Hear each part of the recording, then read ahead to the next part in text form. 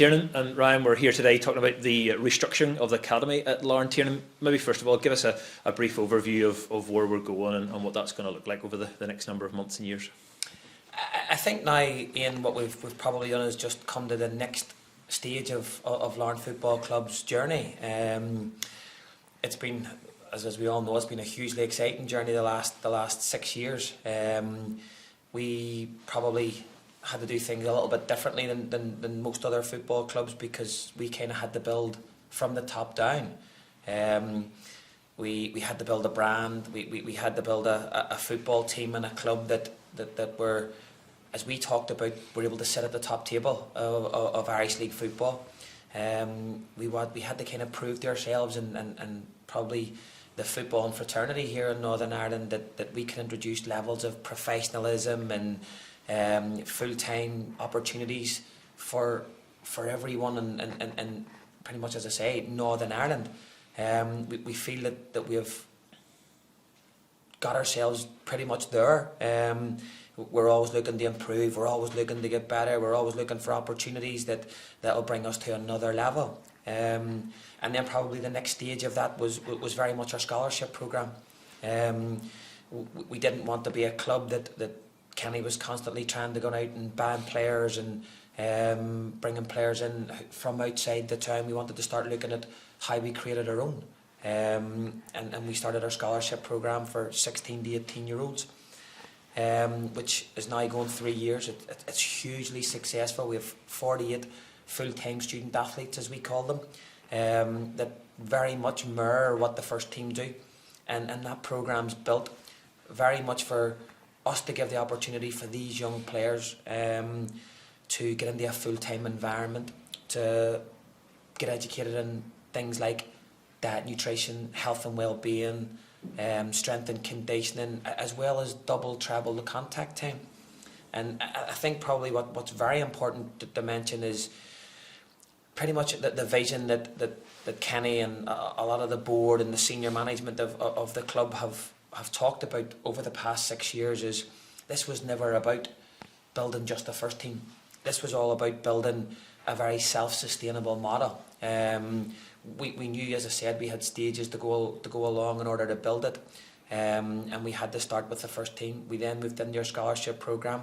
Kenny invested in all the right areas, and it became a little bit about bricks and mortar at one stage, of getting Inver Park a home that we could be really proud of, adding a training centre that could bring a wholly different level of professionalism to our club and could host pretty much our first team and our scholarship programme. And now we're kind of at the next phase and the next stage, and that is introducing that 13 to 16 model. It's always been very much part of what we wanted to do. We just now feel that the timing is absolutely superb. We feel we're in, as I said, a really good place as far as the club's concerned at those other phases and those other stages. And this next stage, which we are calling our professional development phase, is again a bit like what we've done at first team, a bit like what we've done at scholarship level. Is we want to give our kids here the opportunity to very much mirror what the same age groups do in professional clubs in England, in professional clubs in Scotland, in professional clubs throughout Europe. And that's things like we want to double and treble their contact time. We want to very much educate them on the game technically and tactically. We want to educate them on diet, nutrition, on athleticism, on health and well-being. And as I say, it's a hugely exciting part of the journey, and it's one that we feel will not only make a big difference to Larne as a town and a borough, but also as us as a club and our levels of development and professionalism going forward. And even below that, there's the youth development side of things from the age of 6 upwards, and we'll talk about that in a little while. But the person to your right, Ryan, has come in to really help drive forward that professional development phase. Tell us maybe a little bit about why he was the best man for the job and some of the things that he'll help to oversee over this next little while. Well, I think probably it's important to, again, we have to give Kenny and the board and that senior management group a lot of credit that this wasn't something that they were going to do in half measures. And a bit like what we've done at first team level and a bit like what we've done at scholarship level, in order to do this and do it right, you needed to surround yourself by the best people, and they needed to be working at this on a full-time basis.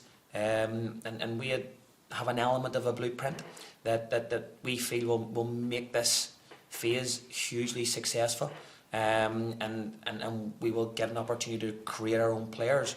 So, as you rightly say, that in order to make that happen, we needed to get the right person. We went public with a job description, and there was a lot of really strong candidates. There was a lot of interest, as you could probably imagine, for full-time opportunities in Northern Ireland. And after we went through a fairly rigorous process of finding that right person, Ryan came up trumps, and he was a shining light in all the things that we wanted to do, what we felt the club was about, the type of person that we want as a club, and we talk about it Ian a lot, and the type of players that we want to bring to the club, and we have brought the club, and we feel very much the same about the staff. And as I say, Ryan ticked all those boxes. Ryan, welcome to the Larne Football Club yourself. Maybe for those watching or listening in, tell us a little bit about your own background in football, if you would. Thank you very much. So I've been involved in football for probably about 20 years now, from a coaching perspective, but lucky enough to coach when I was going through university in America, and then coming back from there, getting involved with a number of different Irish League clubs, involved in organisations like Curver Coaching, and then also spent 7 seasons working as a league coach for the Manchester United development programme. That was I was based in Belfast. Held a similar role to the one I've got now with Glenavon, and gained some experiences from that, and obviously now looking at putting, I suppose, those different experiences and obviously the conversations that I've had with the manager into practice in this new role.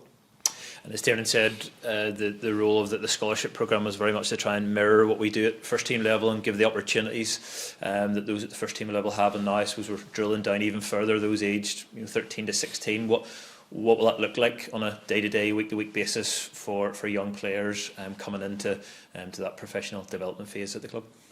I think the manager alluded to some of it there. We are looking at doing things slightly differently. What maybe would be traditionally seen as the norm within youth football here in Northern Ireland, where it's you're 2 nights a week training, maybe sharing a pitch with multiple other teams, and then coming to play your game on a Saturday. And we're very much looking at increasing that contact time, giving the teams more space and more contact time to train on, to reflect what their counterparts would be doing maybe in England or Scottish clubs, and then obviously looking to build around training.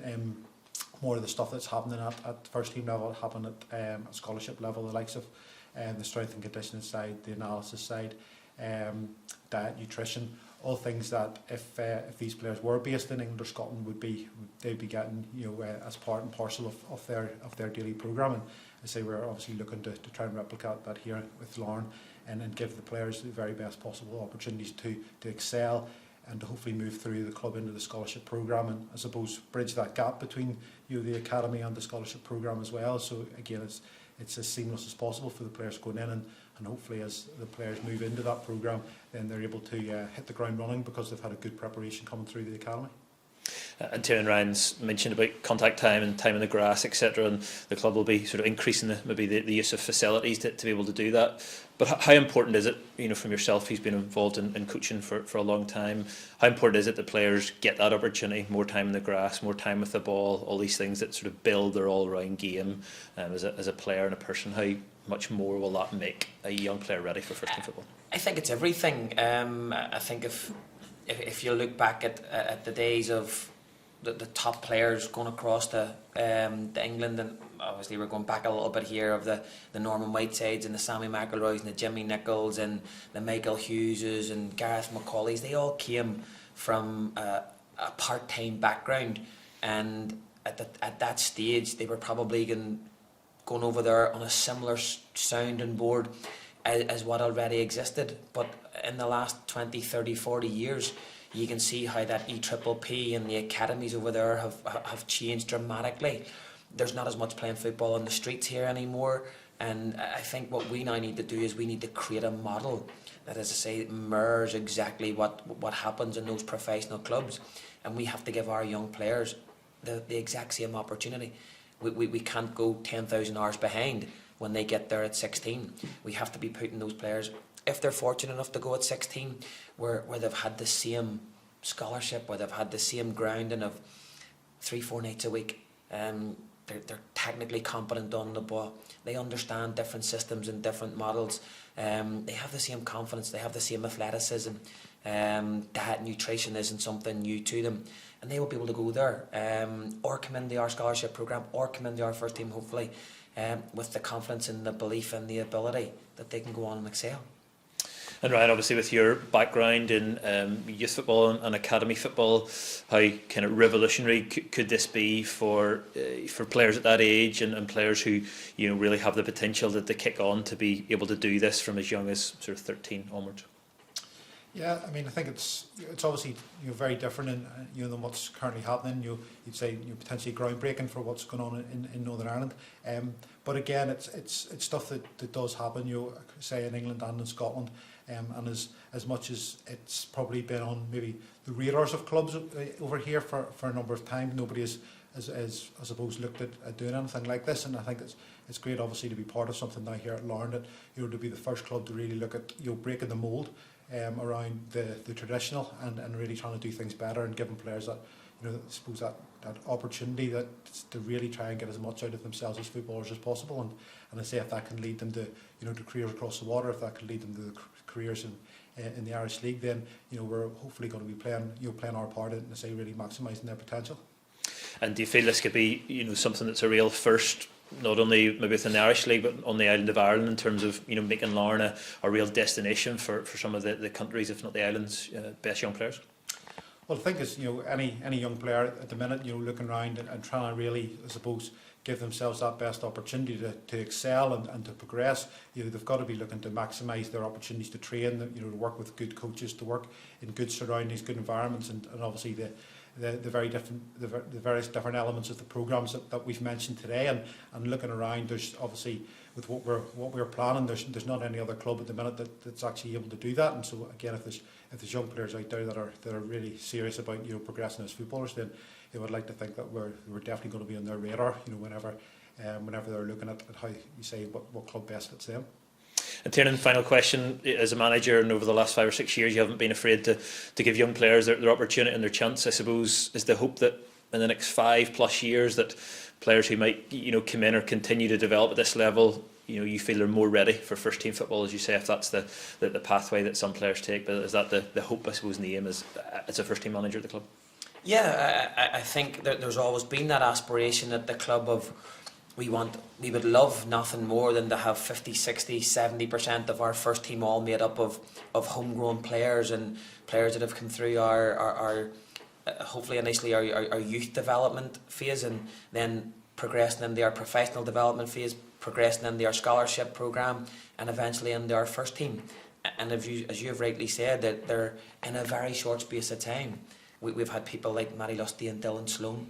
Our scholarship programme's going 3 years, and only now we probably starting to bear fruit for people like Caelan Donnelly, Oran McCart, Sean Brown, Jack Hastings. We've obviously got our first professional player away last year in Kofi. We had 4 or 5 all at English clubs last week on trial. So we're really starting to reap the rewards of all the work that's going on behind the scenes. And as I say, I think that now our objective and our job now is to get to the younger ages and give our younger age group that real opportunity to go on and thrive. Brilliant. Thank you.